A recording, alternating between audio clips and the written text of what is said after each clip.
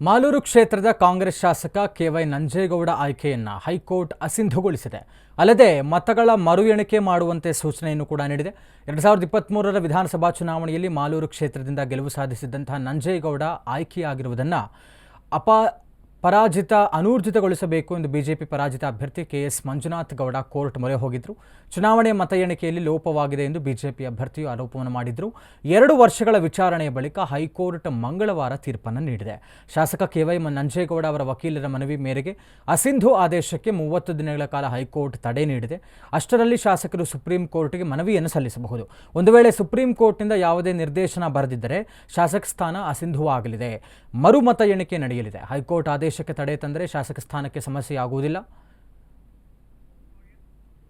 248 ಓಟಲ್ಲಿ MLA declare ಆದಮೇಲೆ ನನ್ನ ಮೇಲೆ ಸ್ವತಂತ್ರ ಅಭ್ಯರ್ಥಿ ಅವರಿಗೆ ಕೌಂಟಿಂಗ್ ಮೇಲೆ ಅನುಮಾನ ಬಂದು ಕೋರ್ಟ್ಗೆ ಹೋಗಿದ್ರು.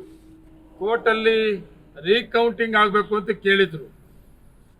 ನಾನು ರೀಕೌಂಟಿಂಗ್ ಆಗಬೇಕು ಅಂತ ಅವರು ಕೋರ್ಟ್ಗೆ ಹೋದಂಥ ಸಂದರ್ಭದಲ್ಲಿ ಸುಮಾರು ಸಭೆಗಳಲ್ಲೂ ಕೂಡ ನಾನು ಹೇಳಿದ್ದೀನಿ. ನಾನು ಪಬ್ಲಿಕ್ ಸಭೆಗಳಲ್ಲೂ ಕೂಡ ಹೇಳಿದ್ದೀನಿ, ರೀಕೌಂಟಿಂಗ್ ಅಂತ ಏನು ಹೋಗಿದ್ದಾರೆ, ಆ ರೀಕೌಂಟಿಂಗ್ ಏನಾದರೂ ಕೋರ್ಟಲ್ಲಿ ಆದೇಶ ಆದರೆ ನಾನು ರೀಕೌಂಟಿಂಗ್ ಮೇಲೆ ಚಾಲೆಂಜ್ ಮಾಡಲ್ಲ, ಅಪೀಲ್ ಹೋಗಲ್ಲ. ನಾನು ರೀಕೌಂಟಿಂಗ್ ಅಂತ ಆದರೆ ನನ್ನ ಸ್ವಾಗತ ಮಾಡ್ತೇನೆ, ರೀಕೌಂಟಿಂಗ್ ಆಗಬೇಕು ಅಂತ ಕೂಡ ಹೇಳಿದ್ದೆ. ಆದರೆ ಇವತ್ತಿನ ಕೋರ್ಟಿನ ಆದೇಶ ಚುನಾವಣೆಯ ಪ್ರಕ್ರಿಯೆಯನ್ನು ಶಾಸಕರನ್ನ ಅಸಿಂಧುಗೊಳಿಸಿ ಕೌಂಟಿಂಗ್ ಮಾಡಿ ಅಂತ ಆಗಿದೆ, ರೀಕೌಂಟಿಂಗ್ ಮಾಡಿ ಅಂತ ಆಗಿದೆ. ಅದರಿಂದ ತುಂಬಾ ಬೇಜಾರು ಕೂಡ ಆಗಿದೆ.